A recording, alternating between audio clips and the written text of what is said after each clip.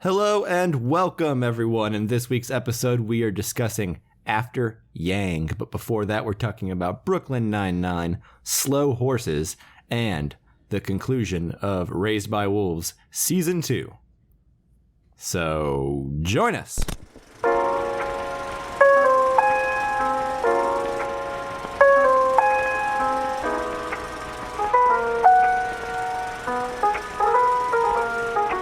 Hello and welcome to the Casual Cinecast powered by Cinelinx. My name is Chris, and with me as always is a man who just finished watching Before Yang and Yang in order to catch up with our podcast today. How are you doing today, Mike? Well, actually, I'm going to confess this is the only Yang I've seen is just After Yang, so maybe that's why I was so confused for the first 5 minutes. The continuity is you got to get that going on first. Also with us is a man who refused to watch any of the Yang trilogy except for the last one, After Yang. Justin, how are you doing today? I'm good. I refused. I was burned by catching up with John Wick in order to know what was going on in John Wick 3. And watching all those movies together made me mad. So Never again. Never again. Yeah, well, I watch a trilogy so close together. Makes sense. Actually, I wasn't confused in After Yang. I just want to clarify that. Oh, thanks. Only the right amount of confused that I think you're supposed to be going in blind. Yeah. Anyways, if this is your first time listening, let me scroll to the right place of the notes. Normally, we like to start off every episode in a section called News on the March, where we talk about film and TV news, or usually just the movies and TV that we have been watching, and then we move into our feature review. This week, like I said, we are discussing After Yang. If you haven't seen the movie, stick around. It'll all be time-stamped in the show notes. That's right. And also here on the Casual Cinecast, every other week, or just about every other week, we put out a Casually Criterion episode. In these episodes, listeners choose a film from the Criterion Collection for us to review by voting in a poll that we put out on our Twitter account. So look forward to our next Criterion poll. Actually, I'm not sure by the time you're hearing this, there is a poll currently going on our Twitter account. So go there and check that out, and then also check out our last Criterion. What'd you say? And vote for Clute. I say vote for 8.5, but you know, who am I? You do you, listener. Yeah. But also go check out our last Criterion episode, which was over Charles Chaplin's Limelight, and then check out our back catalog that's got plenty of Criterion Collection content. And like I said, that poll is on our Twitter account, so follow us there at Casual Cinecast. That is the best place to follow us. We are also on Facebook and Instagram at Casual Cinecast as well. Not as great a place to follow us because we don't really put the polls out there, only on Twitter. If you want to send us any messages, suggest any movies for us review, ask any questions, email us at casualcinemedia@gmail.com, or send messages to any of those social media accounts. And also, if you haven't done so already, go onto iTunes, give us a 5-star review, or whatever platform you listen to podcasts on, give us a review there too. We love them all equally. Yeah, please and thank you. And with that, let's go. Okay, if you say so. News on the march!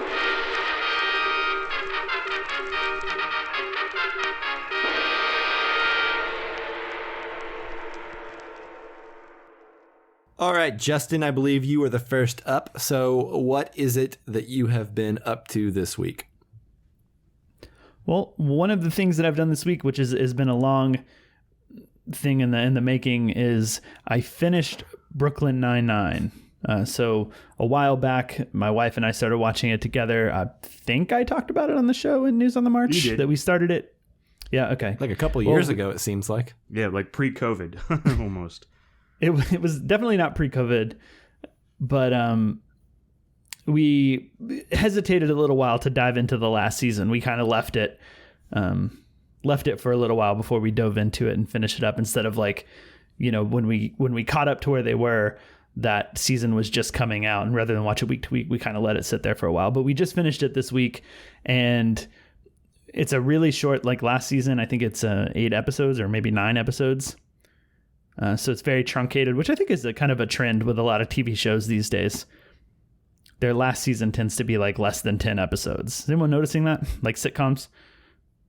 No, but then again, I don't watch that many sitcoms until like they're kind of done, and people tell me that they were good from beginning to end. Okay.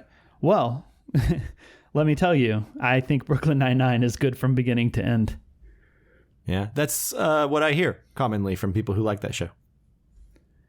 Yeah, and I think I was a little curious how this last season was going to go because I think, Chris, you were the one who mentioned that they rewrote the last season because they were getting ready to film, and then of course COVID happened, and then the Black Lives Matter movement and protests started kicking up, so they kind of went back to the drawing board for the season. And so I was a little, worried about how they were gonna, make the humor work with like police officers in such like a time where they were and are under the spotlight, And I think they did it pretty well. I think the last season's really funny. It is short, so they don't have to get a lot of content out of it. And a lot of that time we spend, kind of getting the characters to places where we're happy being done with them, which is, it's pretty fun. But overall, Chris, have you seen the show? Do you like it overall? I've seen everything but the last season. I think I watched the first episode of the last season, and it did feel like they were kind of bending over backwards to talk about those issues, which was weird in a show like Brooklyn Nine-Nine. And it wasn't that I disliked it, and I also think I just had, like, I hate commercials so much that I was like, I'll find this somewhere else without commercials other than Hulu, So maybe I should just upgrade my Hulu subscription so that I don't have commercials. That's what I'm hearing right now as I say it. It might be worth the money. Because Atlanta's on there right now too anyways, but that's a different thing. Yeah, so I just never really went back to that final season. I kind of want to, but I'm also a little bit trepidatious of it. So how do you feel? Do you feel like, well, I guess I know how you feel, but does it wrap up their stories or does it get preachy? Which I don't necessarily mind it being preachy. I just don't know that if it won't feel weird coming from Brooklyn Nine-Nine, if that makes sense. I think the most weird that it gets on that front is the first episode of the new season. Yeah. Because it is very much focused on like that specific issue of, police getting away with stuff and like not receiving justice because they're police and they kind of protect each other. Sure. It's very much like the focal point of that first episode, but it more or less like drops that and starts to focus on the characters after that. So it kind of felt like they went back to the drawing board and were like, let's get our one episode in where we really tackle this issue and then we can move on. Okay. And for the most part, I do want to say, because we had the same thought, like my wife and I, when that first episode was over, we were like, oh, it's a little preachy. Yeah. And I don't, for Brooklyn. Like, I don't want to come across as like, oh, I don't, like Brooklyn Nine-Nine shouldn't be tackling these subjects. It's just, I like, and I think those things should be talked about. It was just weird coming from Brooklyn Nine-Nine. It just felt weird, and I don't know. In that venue, I think it was weird. It in the end, I think it's fine. It's like one episode where they go over it, and they make some good points in there. But overall, I mean, this show to me is fantastic. I think it's super great, super funny. Yeah, all the characters end up being funny and likable at some point. I don't think anyone like overstays their welcome. There are some characters that come in and out, but like, I don't know. It's just full of like great characters. It's super funny. I think the other thing that what makes the show so watchable and maybe keeps it from getting a little stale is that, there's always a crime that they're solving pretty much in every episode, right? Yeah. So you get all of the humor, all of the jokes, but there is an actual like crime unraveling and they're trying to figure it out that adds that sort of that extra element to keep every episode really interesting, if that makes sense. Yeah. Give it that plot mechanic to move the plot forward and all that. Yeah. Which, I guess with the popularity of sitcoms that are more like workplace based and there's plot, right? But like, The Office and stuff, it's all pretty like mundane plot. And that's kind of the point, right? Right. Same with like Parks and Rec. Yeah. And sometimes things like 30 Rock too. But highly recommend the show. Mike. You should watch it. You should watch it. Yeah, no, I hear that. I've actually seen like the first episode or two. I think I just wasn't in the mindset for something quite that silly. Kind of like New Girl. Like, I hear New Girl is worth watching. It is. But I tend to judge sitcoms very... Like, I get turned off really quickly in the first, like, 2 episodes or so. And I don't think that's fair to a lot of sitcoms because I think all sitcoms are kind of bad in the first couple episodes generally, even ones I like, you know? Yeah, sitcoms... So, really it's not super fair, but I don't know. Yeah, I don't... I've only recently come around on not finding Andy Samberg to be insufferable. Brooklyn Nine-Nine, and that's what did it for me. I thought Palm he was really Springs good. is what did it for me. Yeah. Yeah, he's the most sufferable in Brooklyn, I think. Yeah, even more so than Palm Springs. I'd say it's about equal. Yeah. Okay. Yeah. So yeah, I'm not opposed to it. I think I just need to want a new sitcom. I don't know. I haven't had that itch in a while. There aren't a lot of. When you do, I think it sitcoms. should be up on your list. Yeah. More so than Schitt's Creek. In my opinion, yes. You know, Okay. But people love Schitt's Creek, so I don't know. people love do love Schitt's Creek, but I've tried 2 or 3 times to get into that show, and I'm sure it's great, and I'm not like trying to poop on anybody's like fun, but like it just never really did it for me, and like I'm sure if I go back, it'll get better or whatever, but it's just you know. That's where I'm at. I've completed season 1 and some of season 2, and it's not bad. I just don't. It's kind of like the last 2 or 3 seasons of Parks and Recreation. It just feels like not for me, you know?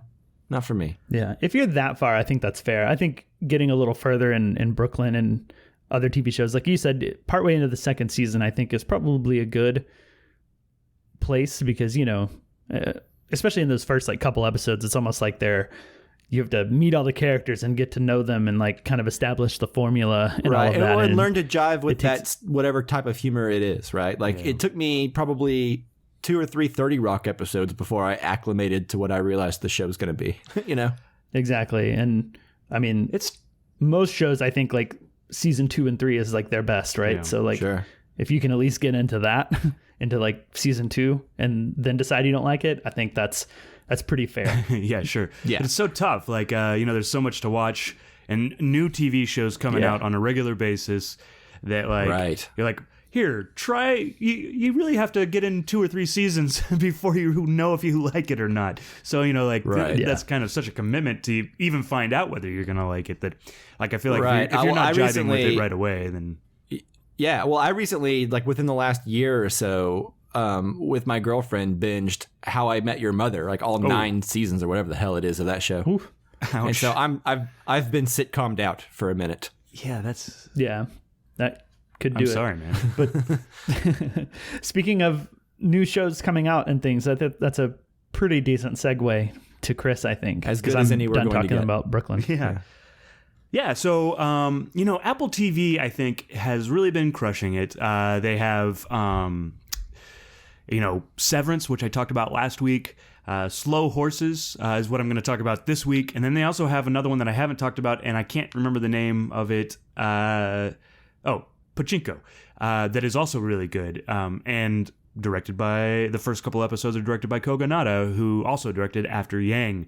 So it all ties in together. But, you know, they also have For All Mankind and I actually watched the 2 seasons of that. That's okay.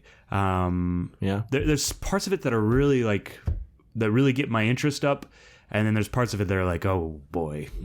I'm watching the first season and I like it so far, but I haven't finished it. There's one plot in the second season that I absolutely hated, and we'll talk about it when you get to that. Okay. Which is the same guy that did Outlander and Battlestar Galactica did For All Mankind. So Ronald D. Moore. Yeah. Anyways, so Apple TV Plus for me is really like, and maybe it's because I got the subscription, so now I notice more stuff that's on there now. But they're really knocking it out of the park right now. Pachinko's really great, but Slow Horses is what I'm going to talk about today. And that is the new show that is written by Will Smith. No, not that Will Smith. But it is written by Will Smith. Anyways, it stars Gary Oldman and Olivia Cook. So it's perfect for you, Justin, because you like Gary Oldman. And also you like Olivia Cook. But I think she's also going to be in the Game of Thrones she is. new She Game is. of Thrones prequel show Yeah. coming out. Is she gonna have blonde hair in that? That's not important. I don't know. Now. Yeah. Anyways, but what Slow Horses is about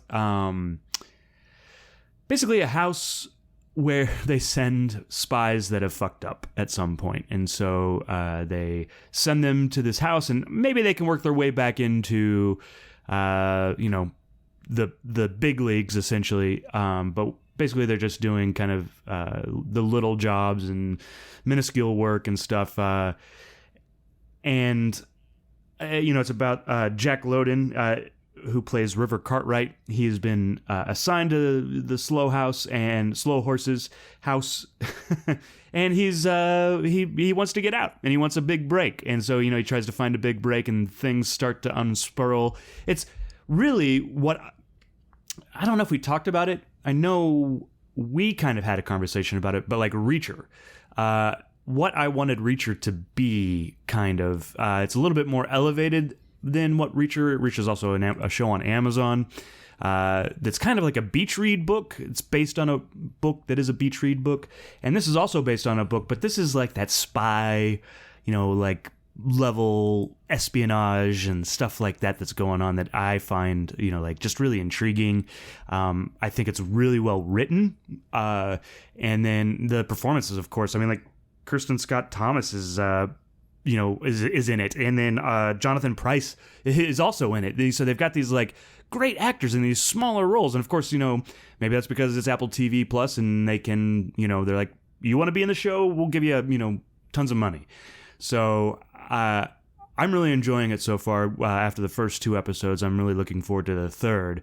I think, for sure, I think Mike should watch this. I think he would really enjoy it. Not that Justin wouldn't, but I think it's more like a Mike thing. Okay, fine. I'm leaving this conversation then, Yeah. apparently. Get out of here. Yeah. But yeah. Yeah, no, I will, but man, there's just so much TV. You watch too much TV for me to keep up with, sir. About 3 weeks ago, I confessed how I had made a New Year's resolution to watch less TV this year. And it's not working out so well. Yeah, you've fallen off the wagon, it seems. Yeah. I really tried not to. But, I think I'm being choosier about it. Like Slow Horses, it's really what you want from like a good movie. Like 10 years ago, this would have been a espionage. I mean, it was Tinker Tailor Soldier Spy kind of movie, Yeah. But now it's like a 6-part miniseries on Apple TV Plus. The world changes, but always stays the same. So it is a mini series. It's not a season 1 situation. I do think it's based on the first book. So kind of like Reacher was based on the first book. So there's room to grow. So 6 episodes. From my understanding, this is like a loose thing I read about from a Gary Oldman interview. 6 episodes based on the first book, and then later they'll do, I don't even know if it's this year, but they said 6 episodes based on the second book. So I think that could be fun. I guess. All right. So. Well, the fact that there's source material is usually a good thing, right? Rather than just pulling something out of nowhere. But then sometimes source material doesn't necessarily mean anything. Reacher. Yeah, Foundation. Foundation. Yeah. So anyways, yeah, I'll check it out. I still have Apple TV that's just sitting on the shelf not doing anything except charging me every month. Yeah, check it out. Right. Yeah. Yeah, I saw the trailer for this ahead of Severance, which you talked about last week, Chris, and I decided to watch it, and we're not talking about it yet because Mike has still yet to watch it, and I've got more episodes to catch up on before I can really, good discussion can be had, because otherwise I've seen stuff that you haven't, and you have to be super careful with what you're talking about, Yeah. etc. So we're holding on that one, but the trailer for this looks really great, and I was intrigued, and so it's on my list at some point. Yeah, the 6 Even episodes. though you told me I can't watch it and I'm not allowed, and Is that that what I I think said? it's stupid because I'm too dumb to enjoy it. Yeah, there's no way Justin will get this. Only Mike and I. The 6 episode, like for a season, I mean, that's really palatable. I feel like you could do that pretty easily, like, 1 or 2 episodes here or there, so. Gotcha. Yeah. Yeah, 6 episodes is basically like 2 movies. It's like Drive My Car. Well, Yeah, there you go. It's like 2 Drive My Cars. Yeah. All right, Okay, cool. anything Well, else? No, Yeah, anything else about slow horses? Yeah, that's all about slow horses. Check it out. Great acting. Let me write in if you've seen it, so I can once again have somebody to talk to about slow horses. He's once again asking for your help. Yeah, cup in He hand. needs TV watching buddies that watch more TV. Okay. Okay. Well, speaking of more TV, Yeah, speaking of Mike. more TV, this is TV that I have watched and you haven't. ha. So maybe you should watch more TV, Chris. Oh yeah, this is when I was still in my New Year's resolution. Before you fell off the wagon. Yeah. Well, Mike, since you haven't talked about anything yet, do you want to give us the rundown on this one? Sure. So I guess it was like a year and a half ago, almost 2 years ago. I don't remember when the first season of Raised by Wolves aired, but we did talk about it on the show.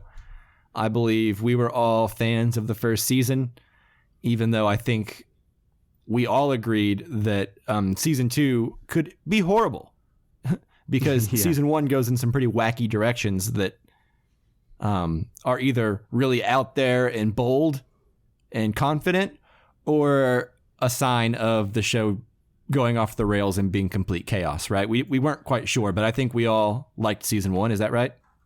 Yeah, I think Correct. I was a little bit more trepidatious about it towards the end, but for the That's most what part, I just enjoyed said, it. Chris. Yeah, well, I'm concurring with you, Mike. Yeah, so all positive except for Chris, who was a little more wary, which makes sense why he didn't finish season 2. But I can say that I think season 2 doubles down on that boldness, right? To where I think the payoff for how crazy the end of season 1 gets is there. But then it gets even crazier, and I'm left with the same exact worry for season 3, which is that hoping it doesn't get too crazy, and if it does, that they have some sort of plan that I don't lose confidence in them. But man, so far I can tell you that this show continues to be like science fiction meets the Bible. Right? Yeah. Like it's like it's very biblical in its storytelling. It seems like there's just not that many people on this planet, and the ones that do all resemble some sort of archetype or I don't know. It's just crazy. This continues to be about androids being sent to this planet, trying to raise atheist babies after Earth basically was destroyed by atheists and Mithraic, which is the last dominant religion, I think, on Earth. We're fighting and destroyed everything. So here we are, and everyone's fleeing to this new planet where either history is going to repeat itself or something. But yeah, I think season 2 was really, really enthralling. Each episode, I was just taken back by how crazy the show was seeming to be getting. And yeah, I don't know. I can't wait for season 3, but man, this show is just so crazy. I don't know. Justin, where do you stand on season 2? Well, I think you covered a lot of the ground there, talking about it just in terms of how bizarre the end of season 1 was and how they've managed to repeat and kind of, in my opinion, top some of the unexpected things that happened at the end of season 1. Like throughout season 2, there's so many things that happen that are just like, wait, what? Like, yeah, no I kidding. don't- Like I remember Whoa. the last 2 or 3 episodes of season 2. I think I was texting you each time just being like, man, this show's crazy. And then the next week it'd be like, man, this show is crazy.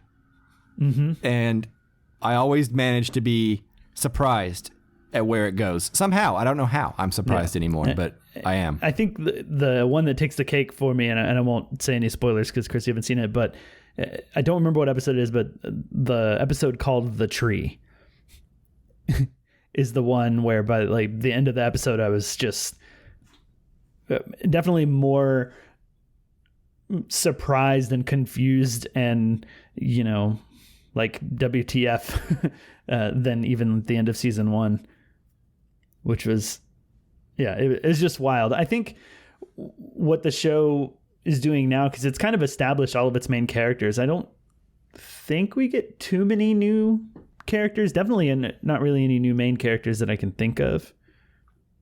some like side characters, but we Yeah. kind of know all of our main characters. And so this season kind of felt a lot more plot focused and a lot more things happening than the first season, where that seemed a little bit more slow burny and slow paced and Well, there's 2 less episodes as existential. well, so I think the pacing is a little bit faster, which I think is honestly to the show's benefit. yeah. I think so too, although there were times where I felt like I would like to spend a little bit more time on What just happened?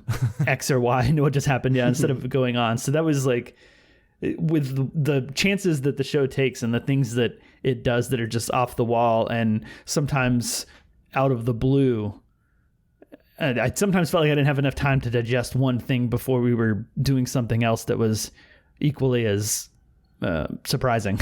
Yeah, and the show has this tendency to drop big reveals and big explanations for things that we've been wondering, but it doesn't present them as the answer to a question. It's very quiet in the way they happen sometimes. Like, characters don't talk about them or acknowledge them. So, like, it's up to you, the audience member, to realize you just saw a revelation happen and that 2 dots just connected and you have a bigger piece of the puzzle now. You know? Mm-hmm. And I'm being vague, but, like, there are other things on this planet besides just the warring factions of humans and androids that have come from Earth. There are other entities on this planet, and there are indications that history might be repeating itself, et cetera, et cetera.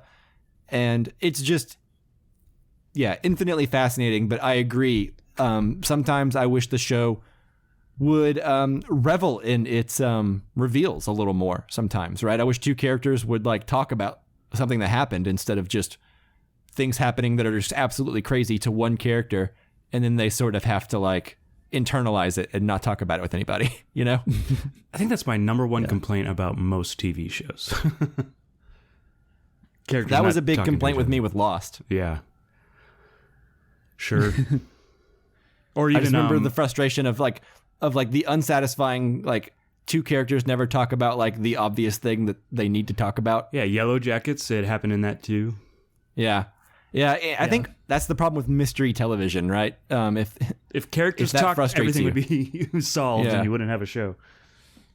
Yeah, but Yeah. I think Raised by Wolves is the best example of that I can think of right now, because the world itself is just so wacky and mysterious and sort of, like I said earlier, kind of biblical in its storytelling, that, like, people don't act like they do in real life in this show. You know, it's very... No, they don't. What? Said no, they don't.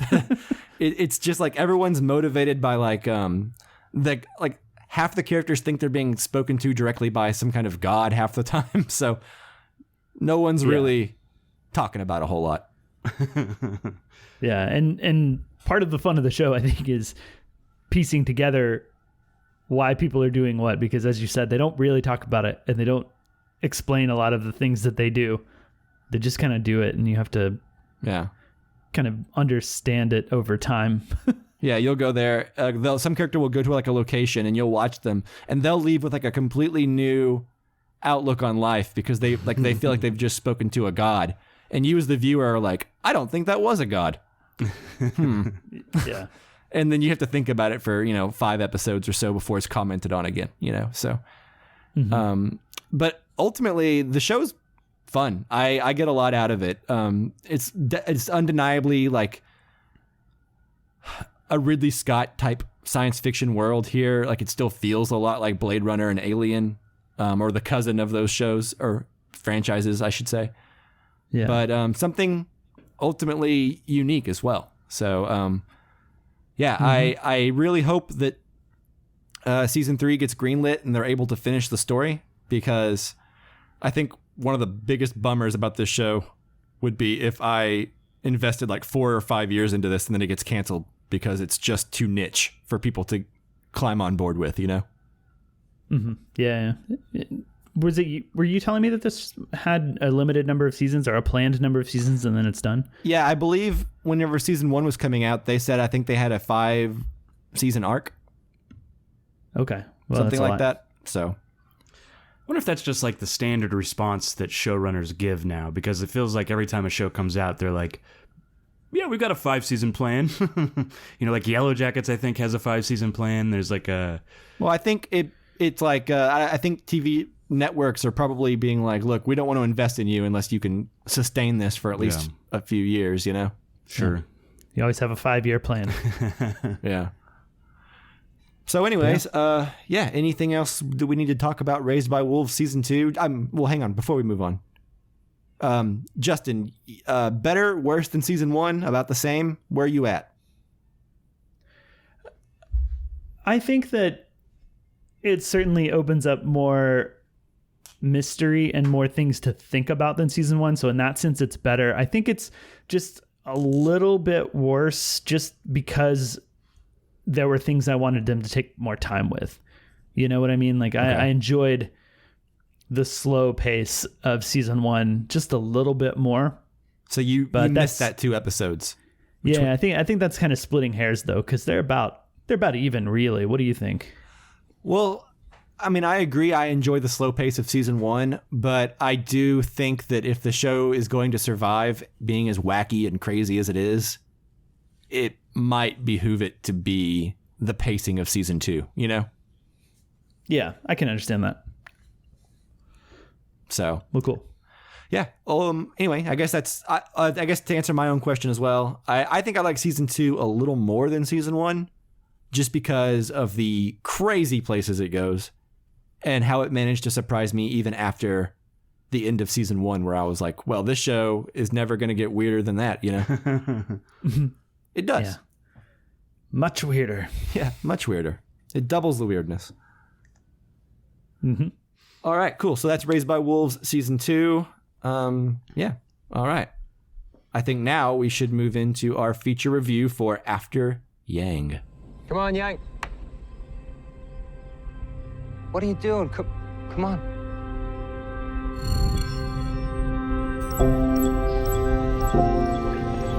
What happened to Yang? I don't know. He shut down last night. He won't restart. Has this happened before? No.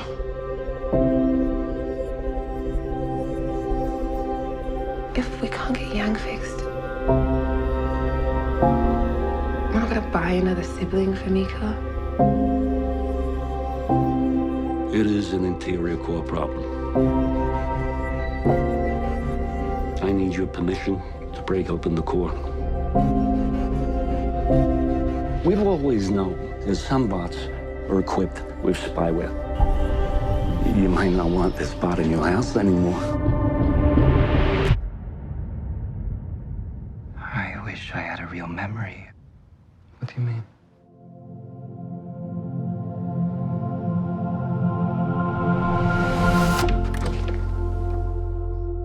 Did Yang want to be human? That's such a human thing to ask, isn't it?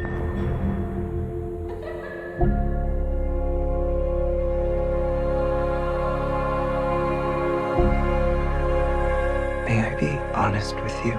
Wait, is not being honest an option for you?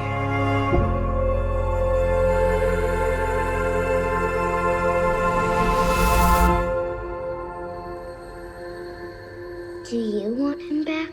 Of course I do. I want him back too. I just need a little more time.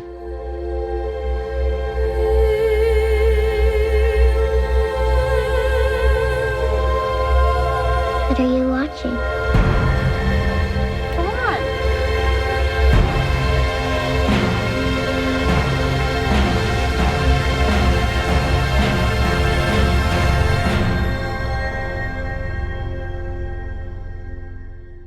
All right, so as always with our newer films, we will be doing a spoiler-free section up front. We'll give our general thoughts on After Yang and then give you a warning and play a spoiler alert bumper thing so that you have plenty of time to pause the podcast, go watch After Yang, come back and finish listening to the spoilery discussion. All right. After Yang was directed by Koganada. It stars Colin Farrell, Jodie Turner-Smith, Malia Emma... Oh, my gosh. Chuan I'm sorry, no disrespect. Malia Chandrawajaja? Yeah, Chandrawaja? I don't know. Yeah. And then Justin H. Min.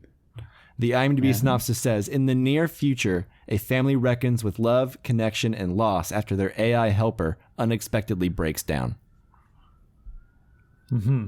Yeah, that is more than I knew going into this movie. There's way more than I knew going in. Yeah, I was pretty shocked at the first couple scenes when I don't think it's a spoiler to say because we just read it. Yang breaks down. I was like, what? So, yeah. I enjoyed it quite a bit, not knowing anything going into it. But we'll get to my thoughts in a minute. I really want to open with Chris because he saw this movie first. I did, and has been sitting with it for a minute now. Yeah. Man, this movie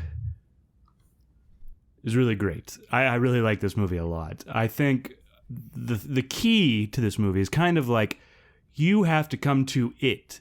You have, as opposed, you have to be in the right mindset type of situation. And you have to be willing to give yourself over to it to a certain extent. I really found this depiction of like dealing with grief, and I mean, there's so much to this movie.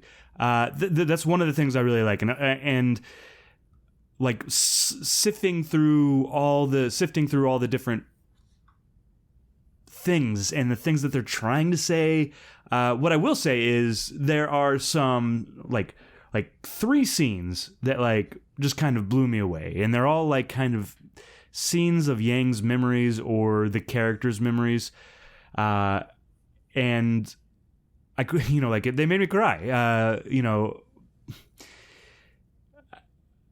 I like the way that he shoots this film. It's very meticulous. Everything's framed in the correct way, or not in the correct way, but framed aesthetically pleasingly. The music, it's really a mood piece because the music's just, everything's soft kind of about this film. It's just like maybe like a hug, like after someone's died, it's like this one's like it's giving you a hug. I think Colin Farrell's really good in this, and like kind of an understated performance. I'll tell you one thing. Go ahead. He looks cool with spiky hair. Yeah, he's like the only person who still looks cool with spiky hair. Well, I have spiky hair. Do you? No, I'm just kidding. Good joke. Zing, gotcha. The other thing I really like about this, I've complained to you, Mike, specifically, I think, about, like Marvel or these big stories happening and wanting to see in these worlds like a little story, And that's kind of what we get here, because there is like elements of a future society that we only get what we need for this story. But This world feels much bigger. It doesn't feel like they're breaking any of the rules. It feels like they've thought about this world, even though they're not necessarily giving us all the information to this world. And we see these shots of like, beautiful cityscapes that, don't exist. And I like that aspect to it. That's a thing that I kind of crave in my cinema. Let's put a smaller story in a bigger world, in this scientific way. We were just talking about Ridley Scott. I feel like this is a cousin to Blade Runner. It's just a much softer, more comforting version. But it's also about nationality and how do you hold on to who you are or what your family is, or it's about your family tree and how, you guys, we talk every week and, you guys are grafted onto my family tree, does that make sense? So it's about who and what and where and everything. It's just about so much. I loved it. I can't wait to hear what you guys have to think and get into spoilers with you. So, Justin, what did you think? Also, you're going to crush me if you don't like it. So, well, I shan't crush you because I did like this movie. Whew. And I liked it quite a bit. I, much like Mike, I did not know a thing going into this. The only thing I knew was Chris, I think you posted a tweet that someone had put up that was just the opening credits of this movie, which are that's a whole nother thing to talk about, but they're brilliant. Yeah, they're really cool. And so I was hooked from there. From there, I was like, yeah, I'll watch this movie. Don't know what it's about. Don't care what it's about. I'm in, you know? And just to like showcase how little I knew, I had sent my wife those opening credits. I was like, look how cool these are. And she's like, I don't know, this seems creepy and maybe like Squid Game-ish and like scary and suspenseful and dark. So I don't want to watch this. What? So she didn't watch it with me. I think because like people were being eliminated, throughout it. Yeah. Like it's like, that whole dance competition, and they were like 3,000 families have been eliminated, and I think in her mind she's still reeling from Squid Game. They were all slaughtered. yeah, and those credits don't really give you a lot of context. Like they're kind of just in their living room, and then a bunch of people up against a blank wall or whatever. So, anyways, I watched it by myself because I was like, yeah, maybe you don't want to watch this one because it could be dark, And turns out it's not at all. No, but yeah, a lot of the stuff you said is my opinion too, Chris. Like I think this movie looks great. Colin Farrell's great. All the performances are really great. Sure. The young girl is fantastic. Malia, I'm just going to stick to her first name here. Smart. The other thing is that you said, this movie is about so many things. It touches on grief and culture and nationality and like who are you, and are you more a product of the people that you are around all the time, or the product of your genealogy, and how do those things come together and maybe form something new, but also the two parts are equally important. That's like a whole scene in the movie I'm sure we'll touch on. And I found it interesting to see these people kind of going through this process of grief, and maybe in some ways only coming to this curiosity about Yang and what was inside of Yang's mind upon their death, and maybe in some cases asking the questions and thinking about the things too little too late. You know what I mean? Sure. That was kind of an emotion that struck me. I think the one thing I thought at some point this movie was gonna really go emotional and make me cry, because there were a few points where I was like very touched emotionally, and I thought, man, this movie towards the later half, if it goes any harder, I'm probably gonna cry.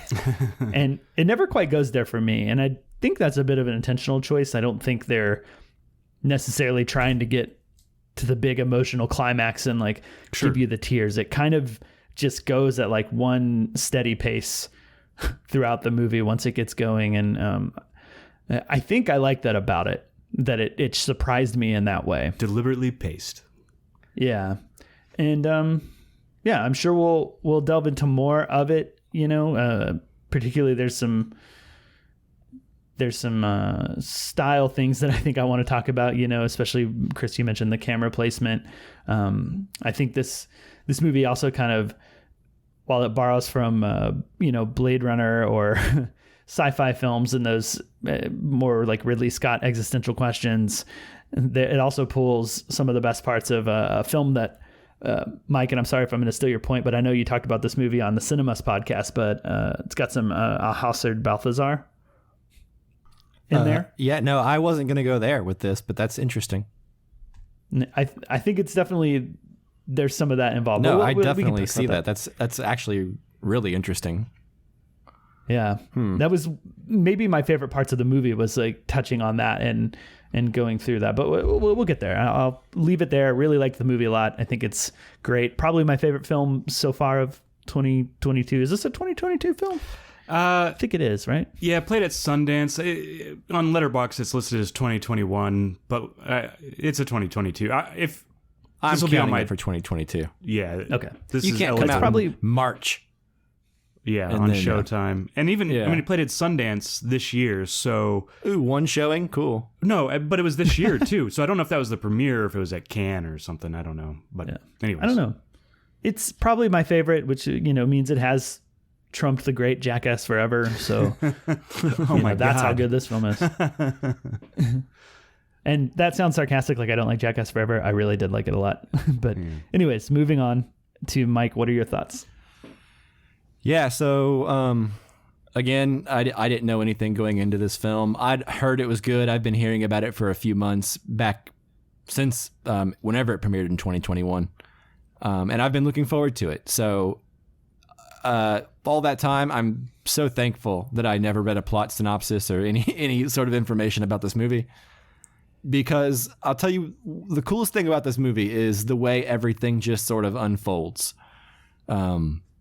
Why is Yang weird? He's creepy. Oh, he's a robot. That makes sense. Oh, he's broken. And then like later on, like throughout the movie, they like all of a sudden they're like, yeah, well, you're against clones. And it's like, well, there's clones in this universe too. What is happening? This is so crazy. Yeah. But none of that's important, right? It's just mentioned. Like, yeah, there are tiers to citizenry in the future. There are humans, there are clones, and then there are techno-sapiens, right? And that is cool. And all of that story building is just done through conversations and subtle hints at dialogue. And whenever really mostly what it's about is a man realizing that he's maybe not the attentive father that he could be. Maybe he's not as hands-on and caring and loving and as interested in some of the things he should be as he's realizing this. It's just very quiet and understated, and it's a mood piece. It reminds me almost like Her meets A Ghost Story. I finished watching this today. I'd watched it before, and then I watched it again today, and I was like, this is like Her. Yeah, it's a lot like Her and A Ghost Story. That's why I wasn't thinking about Alcazar Balthazar, but that totally works. That makes sense. And this movie's an amalgamation of a lot of those types of quiet, understated dramas that you just don't see very often anymore.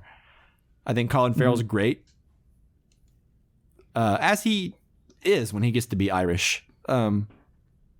I think, generally speaking. He does a really great job of picking roles. Maybe at the beginning of his career he didn't do so well, but... He's had a pretty great career for the past 15, 20 years. Yeah. Yeah. It's probably those early decisions that put him in the place where he could then he needed choose to make only some the money. really great stuff. Yeah. Phone booth bought him, New World and so on.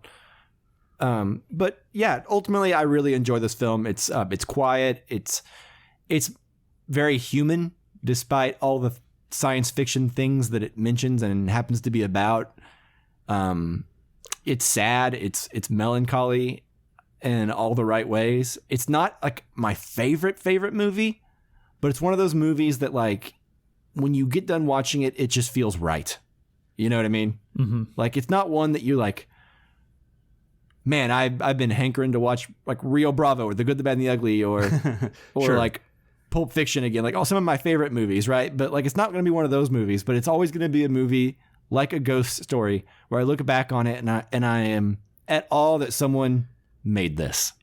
This movie makes me feel like I've gone to a funeral and I've like cried my eyes out, but I'm with family and everything's going to be okay still, sometimes they do like those tributes to life or something and you kind of laugh while you're crying because something funny happens during the tribute and you're not going to see that person again. So you kind of feel that like emotional drain at the end of this movie, if that makes sense. But you feel happy too, I don't know. Well, it feels like a good cry. Yeah, well, like Colin Farrell's character still has time. Like he wasn't a bad guy before by any means. Sure. Right? But I think this journey that he goes on is like an awakening of sorts. And I don't know. I don't even know how to talk about this movie without spoilers or if there can even be spoilers for a movie like this. Sure. I also think this movie, it will be better upon second viewing is what I would say. Like give it 6 months and revisit it before your top 10 this year, Mike. Because I do think Just Mike, not Justin. We're leaving Justin out of everything this week. Dang. Yeah. But, like, I think that a second viewing of these, like, because there's so much to this movie, not that you're not smart or anything like that, but I just feel like there's more to be revealed in the story in this movie than just one movie or one viewing can get you. And now we can go to spoilers if you guys want. Justin, what say you? I think just the one thing that we can maybe talk about before we get into spoilers is that, I think this film is a sci-fi film. We've talked about the world that it builds. There's androids, there's clones, and that sort of thing. But Mike, you said it feels very human. And I think, to me, this was like, they did a very good job of making this, kind of timeless in that way. Like, I don't think, this movie really gives a clear indication of like how far in the future it is. It's kind of nondescript, and they also avoid showing a lot of technology in a way that makes us not really feel a bunch like a sci-fi film, right? Like kind of like if you remember Never Let Me Go. Sure. Yeah, I thought of Never Let Me Go a couple times during this movie. That makes sense. Yeah. I just watched that recently. It was good. It is for the first time. Good. Yeah, because we talked about Andrew Garfield a couple weeks back, and I was like, and I didn't even know it was written by what's his name? He's doing Garland. Min.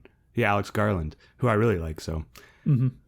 Yeah. So similar to these sci-fi movies that don't feel like sci-fi movies, they feel like they could be modern. They also could have been an alternate universe where this technology existed in the 1950s. Sure. In some ways, right? Like, at least Never Let Me Go feels that way. But, even when characters have phone calls, they're doing, video phone calls, but the movie shoots them in like a 4:3 shot and the people looking directly into camera, as opposed to you don't see a device or a camera or a screen or like an iPad type thing that they're talking into. Right. So it really avoids that sci-fi movie feeling where you're like, like looking at the technology of like what is going on in this world. It really focuses keeps its focus on the human things, and the not getting like overwhelmed with like the sci-fi world that exists, if that makes sense. Yeah, totally. It reminded me of Her a lot in that way, right? I think Her leans a little bit more into the technology of it all, with the devices and whatnot. But yeah, this movie feels pretty timeless in that sense. Like Children of Men does that quite a bit, where it's like it's in the future and you can see cars and buildings in the background that look a little futuristic, but like we avoid phones for the most part. We avoid seeing things and being too present in science fiction world. I think the most we see of that in After Yang is like the car that he's always riding in. Yeah, with the plants. I don't think we get an exterior shot of that car. No. Either, right? Of it going down the road, and you don't see like it amongst other cars or what the sides of the street. It's very much, a shot through the windshield or through the frame and window, seeing somebody. So you catch like reflections of lights on the outside and see the outside out of focus. But like, it doesn't get bogged down with that, which is I like that a lot. And probably cheaper for the production, Sure. So, yeah. It's a I win-win. can't imagine this movie brought in a huge budget. No. But okay. I think that was the last like non-spoilery thing I wanted to touch on. Cool. So that is 3, I think, pretty strong recommendations for After Yang. And let's get into spoilers starting now. No, I guess Rosebud is just a piece in a jigsaw puzzle. Any more cigarettes you got up there? I'll tell you all about it. Things are going to start happening to me now. And here we go. All right. We are now safely in spoilers. Justin, what do you want to talk about first? Well, I want to talk about how Yang is a young Terrence Malick. Okay. Because not really. I don't really want to talk about that much, but that's what came to mind whenever we finally get to see those like few seconds that Yang gets to film every day. It's stuff that's like reminds me very much of the things that Terrence Malick chooses to focus on. these like shots looking up at trees, or like harsh light with shadow coming in from a window on a wall. Sure. Yeah. And people. And it's just, I don't know if it's indicative of how beautifully like Terrence Malick captures human emotion and the human experience and memory, or if they based shooting Yang's memories on like the feel of Terrence Malick films. I don't know. That's interesting, because that's part of the question, or one of the questions, one of the many questions that this film actually introduces in the context of the story, right? Which is this idea of like, what if we created something that is close to an AI? What would it choose important enough to store in its memory for each day? Yeah, like 13 seconds or something like that. Yeah, what's the most important thing to it? Yeah, and like, what does it choose that is important? And sometimes it's a spider web, Sometimes it's looking out of a window, so it's like a frame within a frame. Sometimes it's Colin Farrell's working in the house with like over his shoulder from like 100 feet away, because Colin Farrell's not really engaging with his family that much. Sometimes it's as simple as just playing with your sister. It's like, that's part of like the infinite question. And then I guess whenever you realize not only has he had a previous life, but he's had more than one previous life. Mm-hmm. And then you realize that like that kind of reframes every memory that he's been storing differently, right? Because like, what kind of pain, if any, has he been enduring all this time, moving from one life to another, That's all like really fascinating to me. And that's the kind of stuff that I could watch all day. It's like just the memory sections of this. It might sound boring just watching a montage of random shots, but man, is it not? It's not. Nope. And the music, and that's the first sequence. It's just kind of like, in the second viewing, just really hit me, was that first like memory segment, like as it just, the music hits and we're just seeing like all these different things. And I think, and then the little girl comes out, I think, and is like, he's like, yeah, I'm watching a documentary about tea. And she's like, what is it? Is it boring you to tears? Because he's crying, and like it's just, all these different things, and they're just so beautiful, and things that I don't know, connected. Yang, I think one of the things that got me, and I think we might have like kind of different views on this movie too, but like, is that what this movie is to me is a lot of this is revealing that Yang was human, to a certain extent. And that, Colin Farrell and the wife kind of treated him like an iPhone that could take care of their daughter. They bought like a resale version, right? Like a refurbished version. Yeah. And they bought him to connect him to her Chinese heritage and to take care, as a babysitter. And they didn't really know what capacity he had for these things and what he valued, or that he could value. And they never bothered to look into it further. Sure. I mean, it's like, I haven't looked into whether my iPhone is, sentient or not. No. But I mean, that's kind of how I feel about it. Like, I feel like he's an iPhone that can babysit your kid. We give tablets to our kid, like, hey, just play this for a little while like the grown-ups go do something else. Does that make sense? Sure. Yeah. But good. Isn't that the process of that we go through to an extent when, we lose someone, right? Like this process of maybe you learn something about them and you start to think about like, these people show up and you're like, oh, they knew this person and I don't know this person. Like, who is this person that they knew, Yeah, they start telling stories about. Yeah. And so to me, it kind of doubled as that, right? It's like, yes, they're like wondering what Yang's thought process was, but sometimes in a way that you feel like maybe you learned someone passed away and maybe you haven't like talked to them in a long time and you wonder what their life was like, or you maybe could have got to know them better. I don't know that this happens with like families as often, but like I'm sure it does, but that was kind of what was going through my mind, was like a little bit like they're exploring who this person was after their death because they didn't take the time to know him in real life. Right. When he was alive. Sure. They took advantage. He was just a product at the time. Yeah. And then when you find out that he had memories that he could store. He could choose what he thought was worthy of keeping. And he had a girlfriend or something, right? Like, that's whenever I was like, whoa, he actually was like sentient. Like, he had preferences and like wants, you know? Yeah. He had a life outside of what directly affected them. And they didn't understand that concept, right? Like, that's the spark, history. I think, that sets that journey off.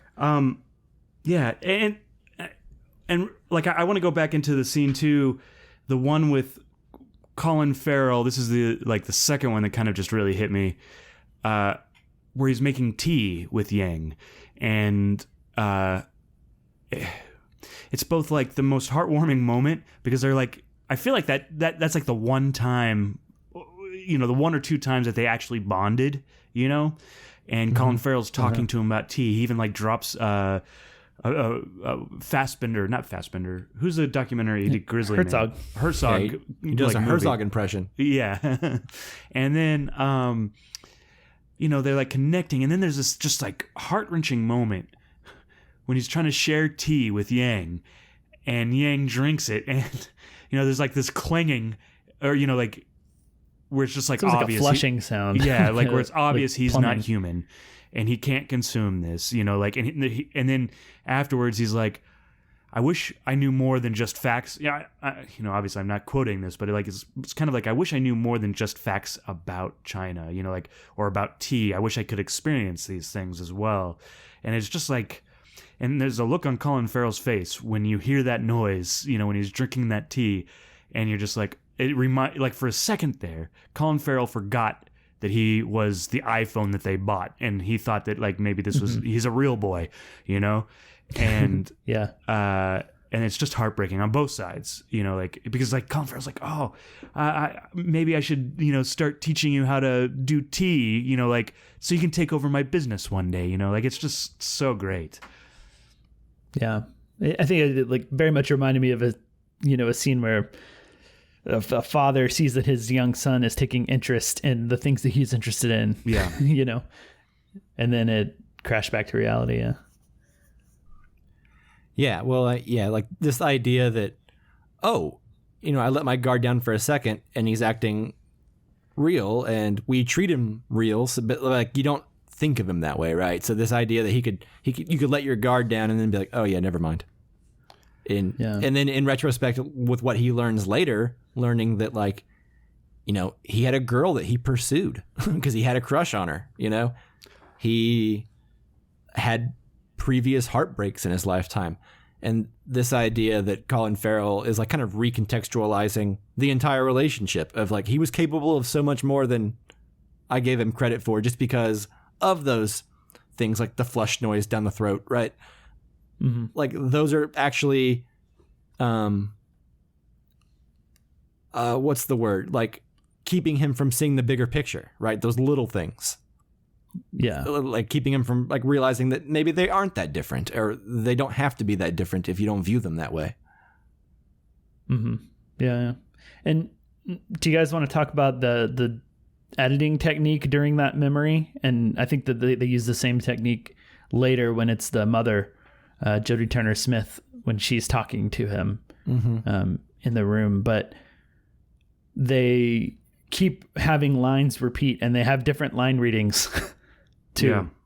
Like it's not like we're repeating and getting the exact same line and delivery from a different angle. So it's almost like as Colin Farrell is revisiting this memory, I almost felt like that was him trying to remember how he said things, or how did I treat Yang? You know, was it like this or was it like this? That's kind of how I interpreted those weird edits. But what did y'all think? And I don't know, what were your thoughts when that was happening? I guess what was first and foremost in my mind was how unreliable memories are. Yeah. Mm-hmm. Right? Like, basically as soon as you dust up an old memory, that's your memory. That's not a historical account of what happened, right? And so different inflections, different tones, even if that's not what was originally put out there, that's what's going to stick with you. That's kind of what I was thinking about during those scenes. Yeah, I agree with both of you on that. Like, that's what it was meant to be. They're the human memories and how different they are from robot memories. Robot? Yeah. Robot. Robot.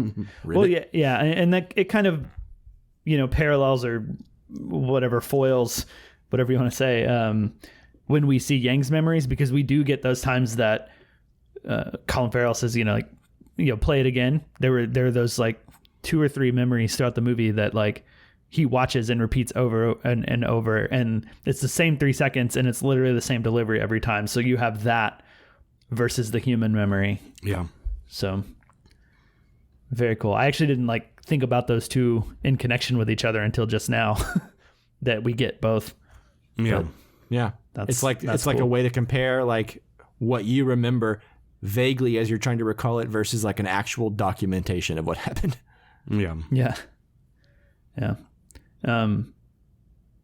I also love the little touch of, we kind of softly, randomly hear off screen the daughter singing that song because it was Yang's favorite song. Mm-hmm. And then when you get the memory of the girl that, and maybe we need to talk about who this girl was, because I was a little we're going to get to unsure. that, I think. Yeah, but it's the girl that Yang is seeing in his sort of other life, if you will. Haley Lou Richardson. Yeah, and at a concert, and he's just staring at her and like hearing that song playing. So I thought that was a really subtle thing that you definitely have to pay attention to and put together in your head. About how sweet that memory of his is, and how he shared it with other people. Like with his sister. Mm-hmm. Mm-hmm. Well, okay, so let's talk about her real quick. Does the film cover how they met? Like she was working somewhere and he came up to her, right? Yeah. So we get the basically the first meeting, like the memories of just her in modern times, where like he's like staring at her at like she's working like a Starbucks or a coffee shop of some kind, and then he introduces himself and they get to know each other better that way. So let's talk. Like, here's the question I want to know, because okay, we learned she's a clone from his neighbor's clone that he has at his house, right? No, so then we get the memory later on, and this memory sequence is the other one that really killed me, but it's the one of his previous life, right? Okay. Mm-hmm. And so we get that memory sequence, and the lady grows older, and then she gets like a care worker, which is Haley Lou Richardson's great aunt, I believe, or original. Yeah. Because then she's like, my niece is going to love you, and I believe that like at some point she's on a swing and you see the Haley Lou Richardson character as a little child. Right. And then the aunt dies in some sort of tragic car accident because we look at the tree and it's like drive safe or something along those lines. And I surmise that she's died in a car accident. And that's the two things that broke them were that the older lady died and that Haley Lou Richardson, the great aunt version of her, died. And so then when he goes to the new family, he's looking for that child, and that's when he finds her at the coffee shop. But she is a clone, though. Correct. And I think that there's something going on in the future, too, where it seems that there aren't very many like biological children born because the neighbors are all clones, clone children. They have adopted the girl. So there's something going on with children there. So I think that there's a lot more like clones or adopted children along those lines. Yeah, well, that's what I think is the question, is like, I think at first the belief or whatever is that this girl is a crush, right? And that maybe there's a thing between them because he's in her bedroom. Yeah. They're at the concert and he's really focused on her in that way. And then I think as you said, Chris, we find out that it's the great niece of like niece of these people he knew 2 lives ago, right? So like in theory, he's been refurbished twice. Right. The second time wasn't for very long. It was like just a couple of weeks. Like 5 days. Yeah, the second one was like 5 days they returned him, right? Yeah. And So I'm not sure if like there was supposed to be a memory wipe and he was supposed to start new. Either they didn't do that, or there's something going on with how these things retain no matter what. I think the museum lady covers that sort of, because Yang is a special type that was like a prototype one that could store memories. Not all of them can do this. Only certain models can. That's right. And they were discontinued. So I would imagine that the reason Yang keeps getting refurbished is because like they're probably refurbishing him the same way they would refurbish like a normal model, but because he has that specific capability that most models do not, they probably don't know how. And they're also not really going through the same company. Like, so there's like, it's like, you have your Apple phone, and then you go to like Batteries Plus to get your your new Apple phone or get it fixed, right? Yeah. So they're not going to the main company to get him, and so he's like kind of in this other system.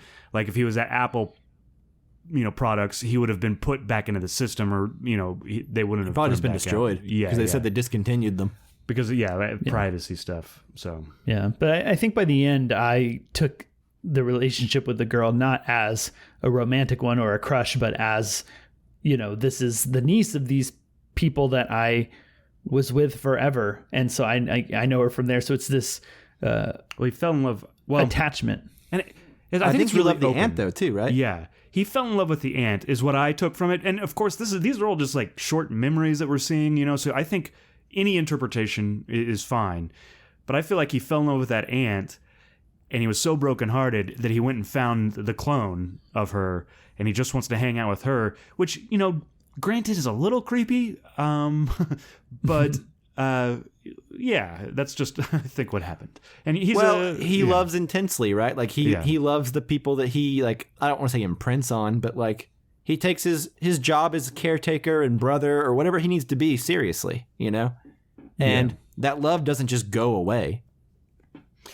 Yeah, which I guess the next part would be to talk about here is the last scene with Haley Lou Richardson and Colin Farrell, where he's explaining to her what and why their relationship was the way it was, because he explained that it was about the great aunt, and that he was around.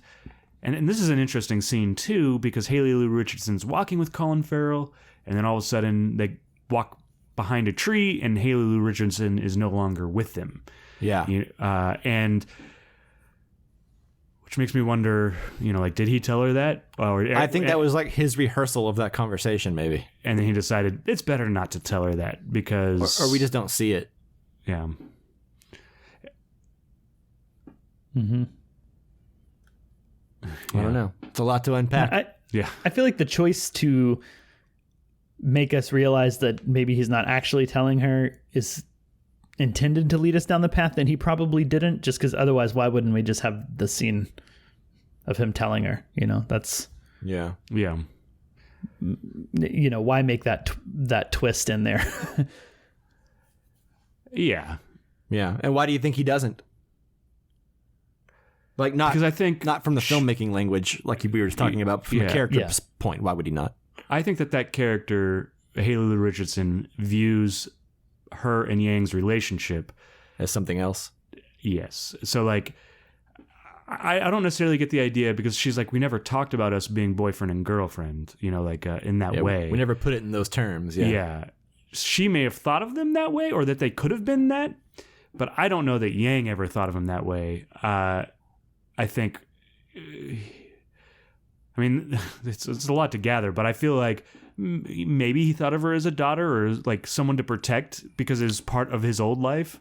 I don't know. I think that's us putting our interpretations on it, right? Because I think the movie definitely gives you enough clues to think that he could have loved her. We don't really know. We just know that he had affections towards her. Well, sure. I am positive that he loved her, but in what way did he love her is the question. And also, in what way does something without genitalia love? Well, I don't know that he didn't have genitalia.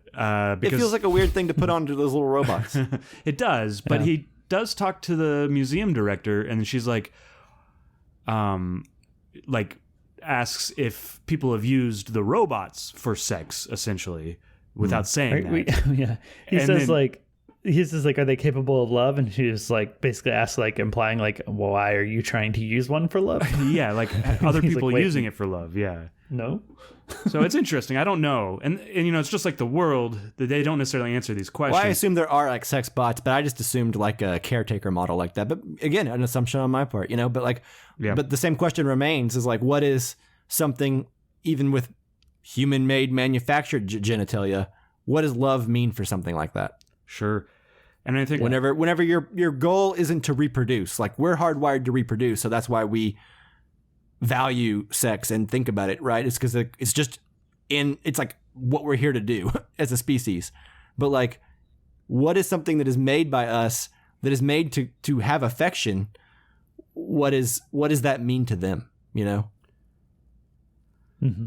Oh man. Yeah. I mean, I think Yang ultimately was more human than we could have ever thought, you know, or they ever thought, you know. Because I do think he loved, but, you know, sex and stuff like that, I don't know, you know, like. Indeed. So, a lot going on in the movie, I think. A lot more than maybe it seems, you know, at least based on like. Well, once you start talking about it, you start trying to like crack the egg that is this world they presented to us. It's just nothing but questions and interesting topics, you know? It's a subdued, like, subtle movie, you know, across the board, and it is not quite as in your face with a lot of these themes and things that it's kind of talking about.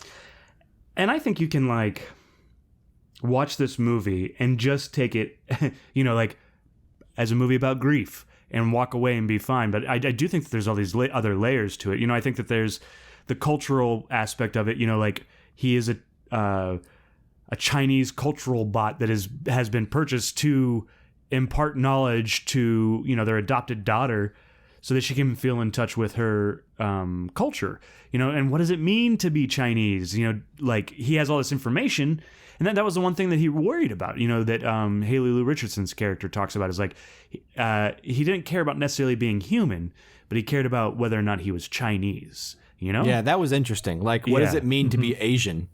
Yeah. If you're manufactured that way. Sure. I mean, and I think that there's a good question. You're like, your Kogonada is, I don't want to get that wrong, but I believe he's Korean American. And, you know, like, someone born in America that has a cultural heritage. It's like your second, you know, especially second generation, where your parents just moved over. So you have a strong tie to your culture. But he is South Korean, by the way. South Korean? Yeah.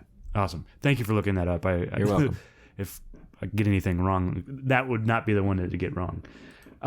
Anyways, but so that's a very interesting thing that you can dive down the rabbit hole of, you know, what is it to be, you know, a culture? Or what do you need to? Do you have to pass any signposts? You know, like, what does it mean? You know, like. Yeah, I thought about that, especially during the conversation that Colin Farrell and his wife are having, when she's like. She's more the realist, right? She's starting to already plan life without Yang, right? And she's like, we're going to have to like pick up the slack here. We're going to have to start really helping her be in touch with what it means to be part of her culture, and we're going to have to just step up and do better. And I guess my thought during that scene was just like, how would you do that? How could you ever do that? If you're not of that culture, how could you ever teach someone what that culture means? And like, you know what I mean? Like, yeah, that's a fascinating question of itself right there. It's just this idea of like, they adopted this little girl and they want her to have the life that they're going to provide, but they also want her to be in touch with who she is in case that's important to her. And the idea that they could even hope to take on the mantle of teaching something like that to a little girl when they have no firsthand knowledge of it is, it was daunting and scary to me, that conversation. I was just like, oh God, that's those poor people even thinking about like an undertaking like that, because like, how do you know if you're doing right or if you need to do better or worse? And there's no guidebook for it. You know, there's no test that tells you you're doing right. Yeah, well, and how much do you have to do? Are you I mean, this is part of the family tree too, you know, like grafting another piece of the tree onto another one, you know, like, and it becomes something new and different, you know, like, So, you know, like you can look like one thing on the outside, but not be that thing, you know, necessarily. Like, Sure. And that's why it's so annoying. Like when, you know, we hear people talk about, well, where are you from? You know, that look different, you know, like, well, I'm from here. I was born in Brooklyn, you know, or whatever, you know, like, type of thing. You know, yeah, it's really interesting. Yeah. And I think the daughter, Mika, I think it's her name, right? Mika? Yeah, that sounds right. She's this whole thing that, like, I'm not even sure the movie really resolves in any way, but I thought about it a lot early on in the film when, I don't know if the question was asked, but at a certain point they say, well, we can't just buy her another sibling. Yeah. You know, and just thinking of like the repercussions of like how this affects her, you know? Yeah, to her. Yeah, he's a living, breathing thing. He's yeah. Yeah, he's not just an iPhone to her. Yeah. Yeah. He is her older brother. And what would it be like if they had tried to replace him, you know, and they can't. And so it's just going to be a void and a vacuum. And that's also not necessarily something that's bad. That's part of life that she needs to experience and not hide from, right? We do lose things. Eventually, you will lose everything or you will be lost to someone else, right? Like, yeah. That's very much part of the human existence. Well, and that's what he says, right? Without nothing, there. What does he say? Without nothing, there isn't something. Wouldn't have something. Yeah, we wouldn't have something.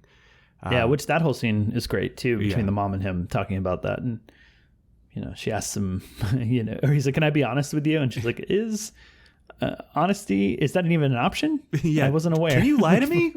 Can you be not honest with me? Yeah, he's like, I'm not sure. And it's like, is that a lie? I don't know. Yeah.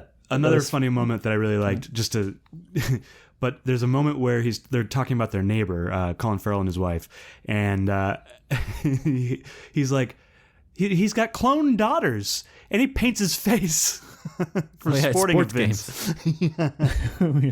And he's like, like those are on the same level to him. He's painting his face, and he's got clone daughters. Man, I like whenever he goes over there to ask the question about if they know this girl and the images, you know, and the girl just straight up calls him out. It's like, oh, you don't like clones, right? Yeah. And he's just like, ugh. And he tries to apologize, and then she's like, yeah, like what good's that gonna do? Yeah. Mm-hmm. I love there's this moment right after he's about to leave, and his neighbor is like, you know, maybe we can get some, you know, drinks sometime. You know, we can go for a drink. And Colin Farrell's like, yeah, all right. And then the guy's closing the door, and there's just this look on his face where he like hangs his head right as the door like starts to cover him, and of like, and there's just, it's this clear moment of like, why did I say that? That was so stupid. What a dumb thing to say. Well, he wants to be Colin Farrell's friend so bad, you know, like, and Colin Farrell's just not having it, you know, and he's such a nice guy, you know, like. But I love that even that character has this whole moment, and this is sort of like emotional scene, you know, that to pull something from, you know, to feel something. And great actors, you know, Clifton Collins Jr. in that role, you know, very small role, and he's great, you know. Yeah. Do you guys have anything else? I think I have one more thing. No, I'm almost done. So fire away, sir. I think we would be remiss if we didn't talk about the influence of Ozu on this movie. Sure. Like, I just don't really want to go this whole podcast and not mention that, because I think it's really apparent a lot of times, especially in the way that we shoot the house. And maybe the best example, the emptiness of the house. What's that? The emptiness of the house is kind of like what reminds me the most. Like, he films 3 or 4 seconds after everybody's gone. That reminds me of Ozu. Anyways, go ahead. Sorry. Well, no, exactly. And it's kind of this locked camera, not movement, framed where we see all the action like play out.